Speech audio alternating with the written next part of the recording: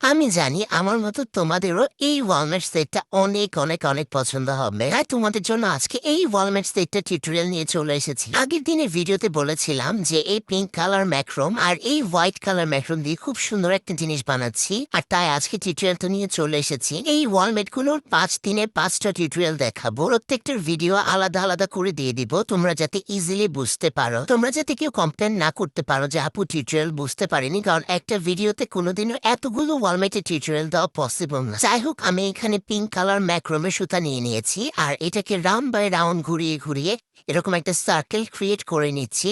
তোমরা চাইলে বোর্ডটা আগেই রাউন্ড শেপে কেটে দেন এরকম ভাবে কাজ করতে পারো, আর তা না হলেই যে আমার মতো একটা বড় বোর্ড নিয়ে নিবে and just round round circle করে যাবে। এক্ষেত্রে তোমাদের জন্য ইজি হবে, কাজটা কঠিন হবে না। আর আরেকটা বিষয়ের কথা বলি, অনেক আপু জিজ্ঞেস করো আপু নতুন কাজ করতে চাই, কতটুকু ম্যাক্রোম দিয়ে কাজ শুরু করব।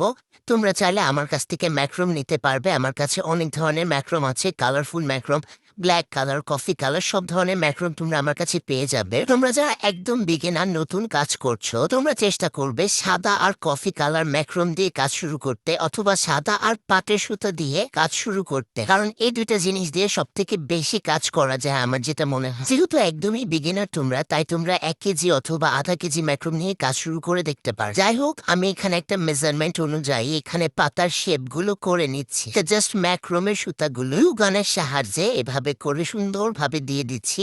আর গ্লু গানের স্টিক, এগুলো কিন্তু আমার কাছে তোমরা পেয়ে যাবে। গ্লু গানটা ইউজ করা তোমরা অনেকেই বোঝো না, আমি ভেবেছি যে আমি একটা ভিডিওতে তোমাদেরকে এটা দেখিয়ে দিব কিভাবে গ্লু গান ইউজ করতে হয়। দেন এখানে দেখো আমি পাতাটা একটু ভুল করে ফেলেছি, তো এখানে আমি এটা ক্লিন করে নিচ্ছিলাম।